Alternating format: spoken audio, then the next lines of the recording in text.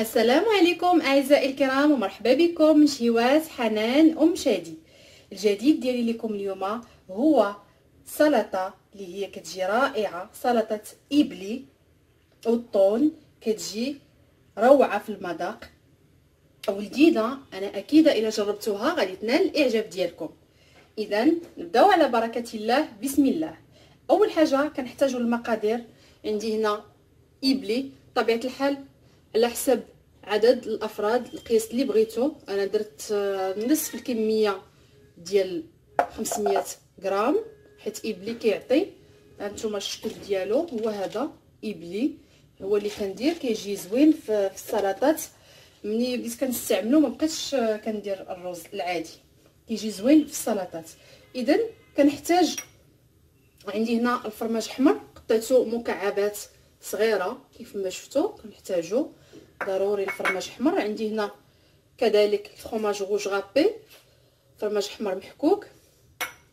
عندي هنا 2 علب ديال الطون ديال الزيت، الطون اللي كتبغيو، اي ماركه كتختاروها، المهم يكون ديال الزيت. عندي هنايا كور دو بالمي، عندي هنايا طريفات طوال وهنا قطعته دوائر. عندي هنا علبه ديال المايس او الذره كيف ما شفتوا.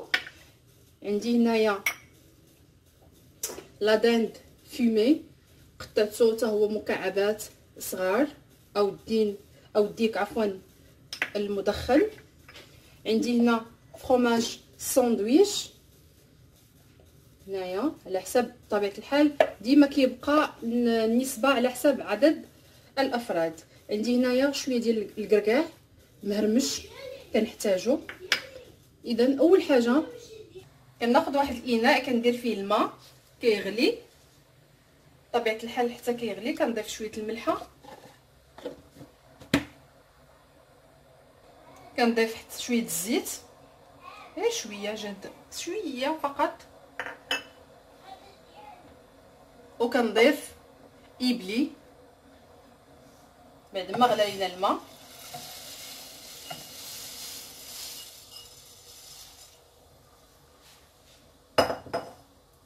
واحد الملاحظه، إبلي راه دغيا كيوجد، يعني دغيا كيتسلق، راه غير شويه وكيتسلق، ماشي بحال الرز كياخذ الوقت، ما كياخذش الوقت بزاف. دغيا ما تخليوش بزاف باش ماشي يطيب بزاف تيولي معجن. كيتسلق غير شويه فقط، ما كياخذش الوقت بزاف. في هذا الاثناء نخلي إبلي كيتسلق، ناخذ القطع ديال فروماج ساندويتش كيف ما شفتوا هكذا. ناخذ هادو كور دو بالمي، غادي ندير كور دو بالمي على هذا الشكل هذا وندور فقط التزيين بطبيعه الحال كيبقى على حسب الرغبه على هذا الشكل هذا.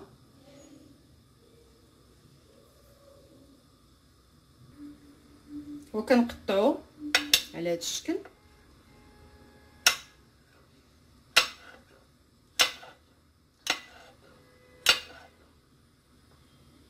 كيجي على هذا الشكل هذا فقط تزيين، كيجي ملبس بهذا. ناخذ شي طبيسيل صغير، كنستمر نفس الطريقه كنعاود نديرها، كيجي على هذا الشكل. كنعاود نفس الطريقه، كناخذ قطعه ديال الساندويتش وكندير كور دو بالمي على هذا الشكل، كندور عليه فروماج ديال الساندويتش على هذا الشكل هذا وكنقطع. الزين كيبقى على حسب الرغبه ديال كل واحد.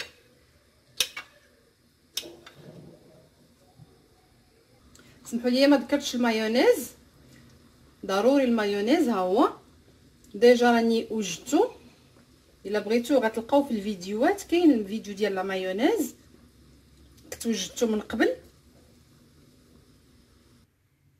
دابا بعد ما تسلقت إبلي بطبيعه الحال صفيتو لي الماء بارد وصفيتو. غادي نديرو في واحد الاناء بهذا الشكل هذا.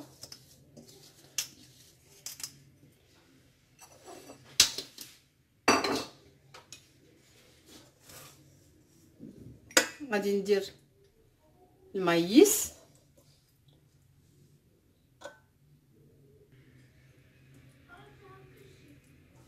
نخلط مزيان يبلي مع المايس.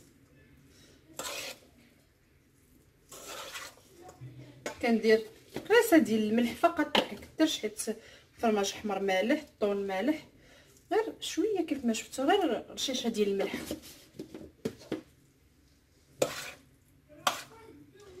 نحرك مزيان. كنضيف دابا فرماج احمر مكعبات على هذا الشكل هذا. كتجي هاد السلطه غنيه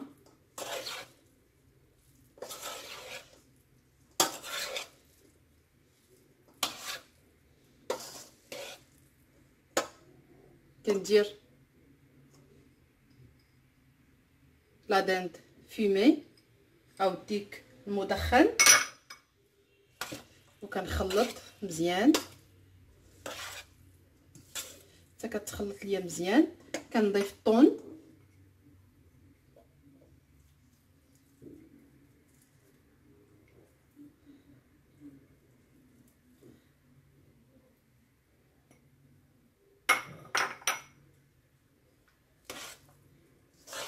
كتجي سلطه غنيه مزيانه. كلكم ترافقوها مع اي طبق.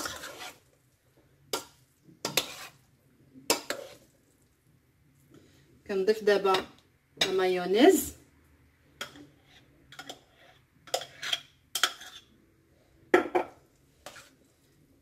ديجا من قبل راني حطيت المايونيز. اللي بغى الطريقه ديال المايونيز كنخلط مزيان. بعد ما خلطت مزيان كناخذ الطبق ديال التقديم، كنفرش ليه الخس بطبيعه الحال. كنفرش ليه الخس هكا على هذا الشكل هذا. حيد هاد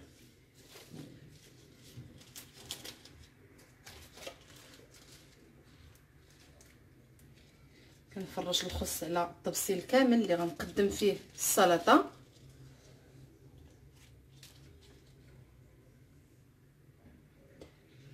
بعد ما فرشت الخس غادي ندير كميه ديال الروز يبلي، كنضيفو على هذا الشكل هذا. كيعطي واحد الكميه اللي هي كثيره على هذا الشكل هذا.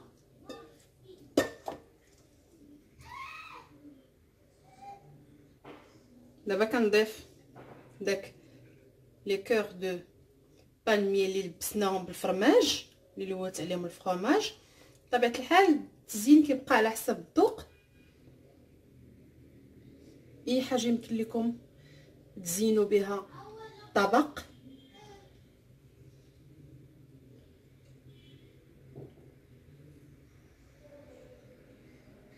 درتو انا على هذا الشكل وانتم كيبقى لكم الاختيار. مي هاد السلطه كتجي رائعه، كتعطي واحد المذاق هائل.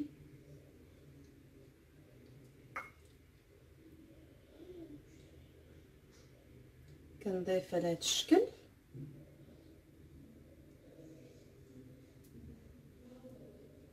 كتجي سلطه متكامله. كنضيف شويه الطون اللي خليت على هذا الشكل هذا من الفوق.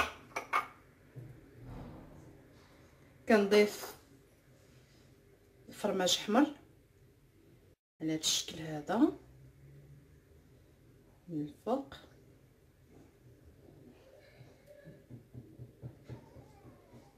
هكذا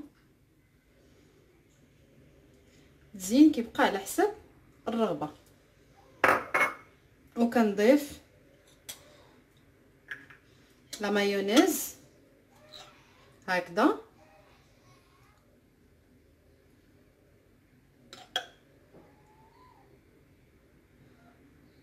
على هذا الشكل خطوط كندير على هذا الشكل. كتجي سلطه غنيه في نفس الوقت عفوا كتجي لذيذه بزاف. ودابا كنزين شويه ديال الكركاع مهرمش هكا من الفوق. الا كانت عندكم طريفه لافوكا كذلك حتى هي كتجي كتعطي واحد الزين خاص كيف ما شفتوا. اذا هذا هو الطبق النهائي كيف ما شفتوا معايا. سلاد كتجي رائعه جدا ولذيذه بزاف، سورتو بهاد ايبلي كيعطيها واحد النكهه. وايبلي كيبقى حسن، انا كنفضلو في جميع السلطات، كنفضلو على الرز العادي، يعني في نفس الوقت صحي. اذا نتمنى ان هذا الطبق ديال اليوم يعجبكم وينال الاعجاب ديالكم. وكالعاده اعزائي الكرام ما تنسونيش الى عجبكم الفيديو ضغطوا لايك وديروا ابوني او سبسكرايب وشاركوا في القناه باش توصلوا بكل ما هو جديد. وكنشكركم على الدعم ديالكم والمسانده ديالكم ليا وعلى لي كومونتير اللي كتكتبوا ليا، لي كومونتير زوينين بطبيعه الحال. واي حاجه انا راهن الاشاره، واي سؤال او توضيح كتبوا ليا وما عليا غير نجاوبكم. وبالصحه والراحه والى حلقه قادمه باذن الله.